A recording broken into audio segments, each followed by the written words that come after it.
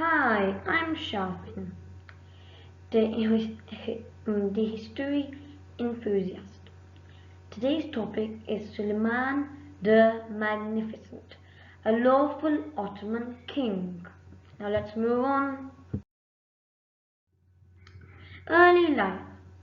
Suleiman was born in Trabzon, North Turkey, okay, on the southern coast of the Black Sea, okay. Probably on I think 6 November 1494. His mother Hafsa Sultan was a convert of Islam who died in 1534. And because of this, Suleiman um, was kind of depressed, but he moved on. Okay, he studied. He started to study at the age of 7. He studied in science, maths, and many other subjects. He was a really intelligent student of knowledge, and he was a really good example of a good student. So so when his father Sultan Selim dies, he climbs the throne and decides to make conquests in the Middle East. He conquers many territories in Europe, which is mostly all of the European territories that the Ottomans hold until the 19th century after the Balkan Wars. Anyways, let's move on and see what was his military campaigns. Upon succeeding his father, Suleiman began a series of military conquests. Suleiman soon made preparations for the conquest of Belgrade from the Kingdom of Hungary. First of all, Suleiman is on the throne. He says he wants to conquer territory from Europe, as Europe has many resources and it is located in a really good place. He had a lot of access to the blacks. He had a lot of access to the Black Sea, and he had a lot of access to other countries too, which he planned to invade.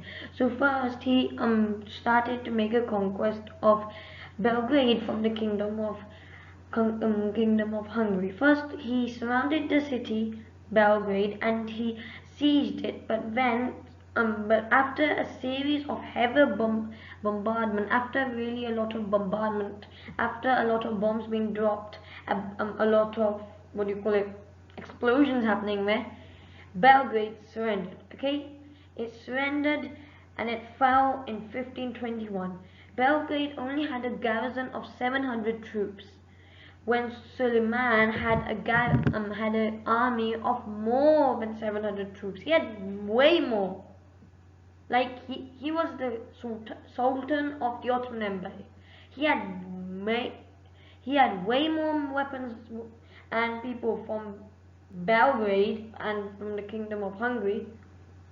Okay, let's move on.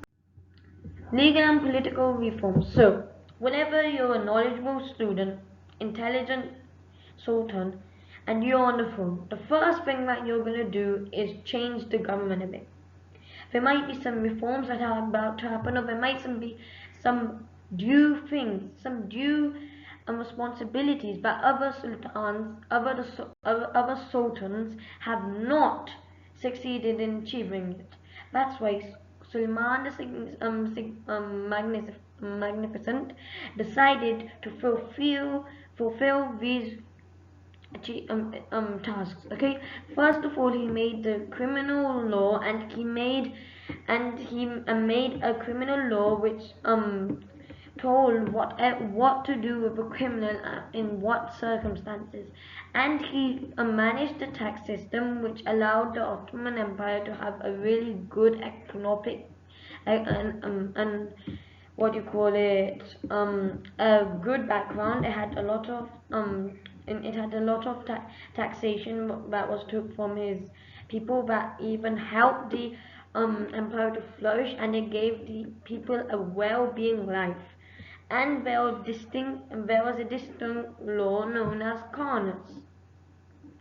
All it that was a part of law that covered criminal law, tenure, and taxation. So all he made many reforms in the government that the other sultans didn't do, which really flourished the empire and it expanded its trade and it really helped the empire to grow. Okay, there. So like we have seen with Sultan, he's a really nice guy. Okay, he has made many reforms and political reforms, and he's been like a conqueror. Okay, but look, everything has a downfall. Every sultan has a downfall. Well, Suleiman is magnificent. Didn't really have a downfall, but he had a really sad death. You can say. So on 6th September 1566, Suleiman had set out from Constantinople, known as Istanbul today in Turkey, to command an expedition to Hungary. He died before an Ottoman victory at the Battle of Sizgaften in Hungary. So he wanted to annex more territory from the Kingdom of Hungary. So he set out. Okay, he had many health problems, and he was like really sick. Okay, his problem or his the reason for his sickness is unknown. Some people say it's a kind of cancer. You never know what it is. Okay, so his death was a secret from all of his people because he didn't want to lower the morale of your soldiers or of his officers. Okay, so the thing is, imagine you're dead. Okay, you're the ruler of a country and you went to conquer something. Okay, and your army sees that, oh, our king has died, and what the hell are we gonna do now? So that's the thing. Morale lowers when there is a thing happening like this. So the Sultan's body and the Sultan's death was kept secret from all of them. He died before a really massive victory at the Battle of Sizgirtal. Anyways, let's move on.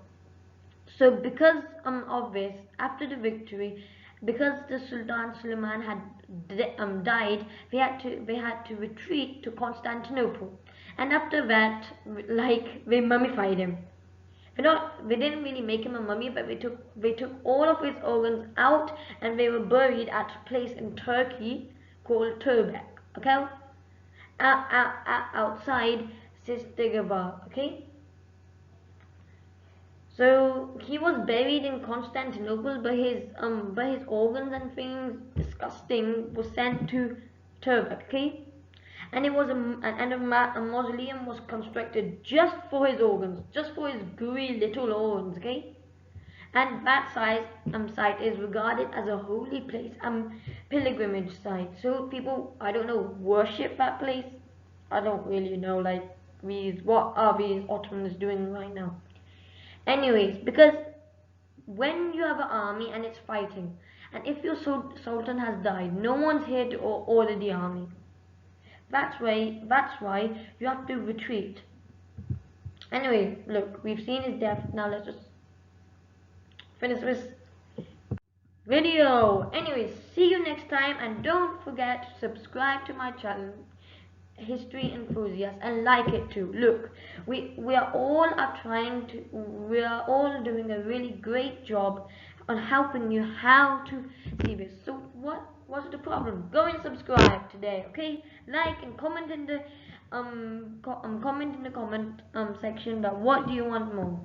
Any videos about the Ottoman sultans, or do you want any revolutions? French Revolution, Russian Revolution, Ottoman Revolution, anything, okay? Anyways, see ya next time. Have a nice day. Allah Hafiz.